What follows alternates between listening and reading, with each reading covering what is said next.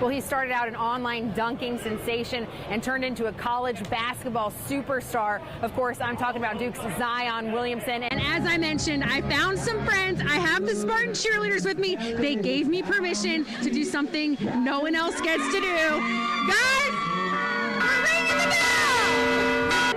There are two keys to a Virginia Tech victory. The first is rebounding. Though the Hokies are outsized, they will have to find a way to grab some boards. Virginia Tech fans hope so, and we knew that Gerard Evans was a big-time recruit when they got him. What we didn't know was how he was going to look in game time.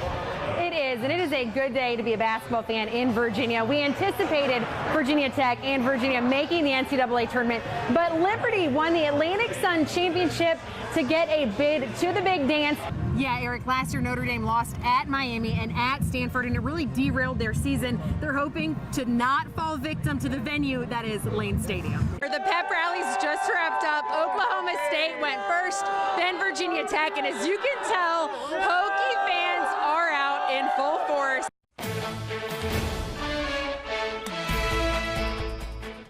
With just one loss, Virginia Tech men's basketball team is ranked 10th in the country and opened its ACC slate today, hosting Notre Dame in Blacksburg. It was a packed house at Castle Coliseum as the Hokies welcomed the Fighting Irish.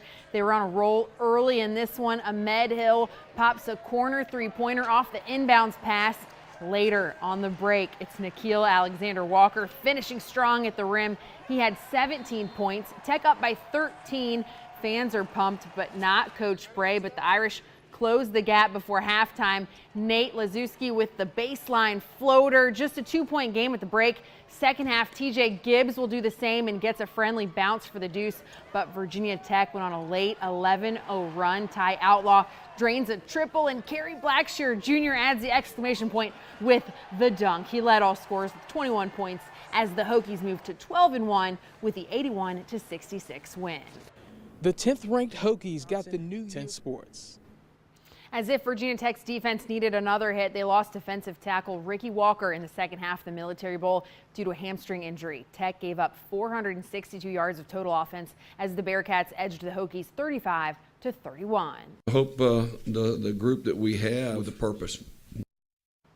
It's the final day of bowl games before the national championship between Alabama and Clemson on Monday. A special matchup in the Rose Bowl between number 9 Washington and number 6 Ohio State. It's Urban Meyer's final game as head coach of the Buckeyes. All Ohio State into the third quarter. Dwayne Haskins finds KJ Hill open deep. That would set up a 3-yard touchdown and a 28-3 lead. But the Huskies scored 20 unanswered points. Myles Gaskin with the catch and stretches for the score after a failed 2-point attempt. That got them within 5, but the Bucks hold on to win 28-23, and the Herbs ends his coaching career with a W. News and notes, Radford men's basketball beat Mars Hill 80-51. Martinsville product Devontae Holland led the Highlanders with 16 points. Houston is set to announce WVU's Dana Holgerson as its new head coach, and LSU beat UCF 40-32 in the Fiesta Bowl.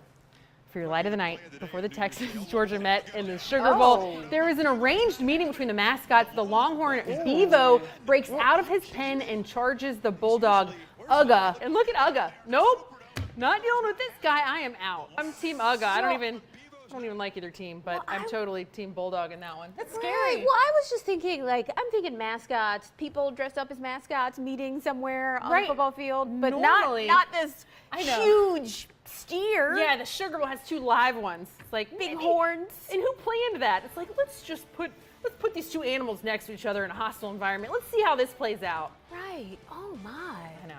All right, I'm with you. Everyone's okay. The James River wrestling team won the Region 2 seed championship in dominating fashion. One of the contributing factors to the night's first-place finish was junior Caleb Shipwash. He's smiling every day coming in the door, always happy to be at practice. And, this is a grueling sport. To have that smile every day is unusual. In the 170-pound region championship match, Caleb was the underdog and trailed throughout the match, but managed to turn the tables. He was wrestling a more skilled, a stronger opponent, the favorite of the tournament at that weight. But I told my coach, who was sitting beside me in the seat, I said, patience.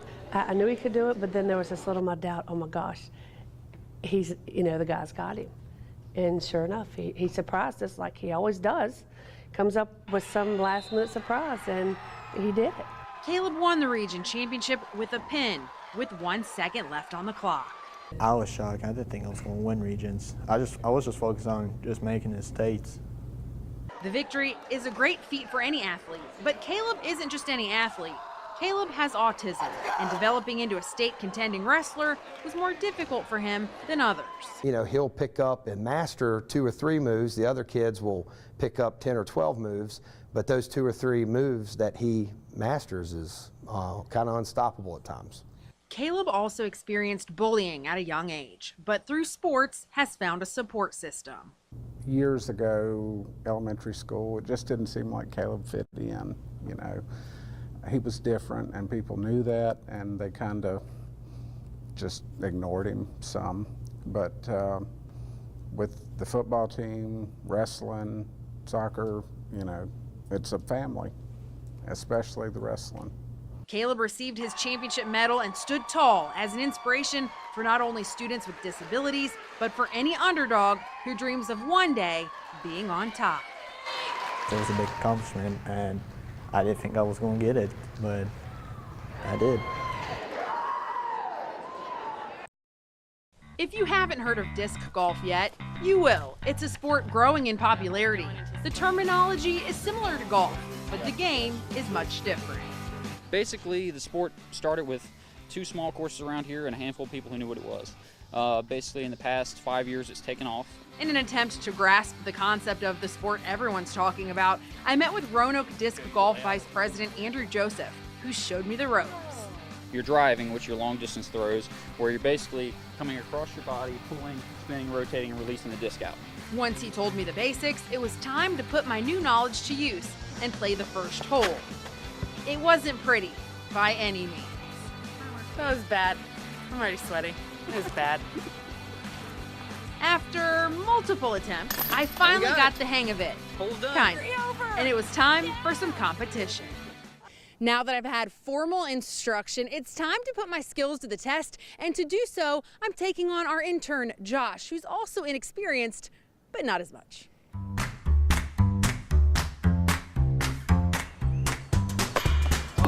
Okay, so he's only played twice. So Andrew had to coach us up throughout this competition. So you can do that, or you can do the sidearm that I showed you. The trees were definitely not Josh's friend, and they certainly weren't mine.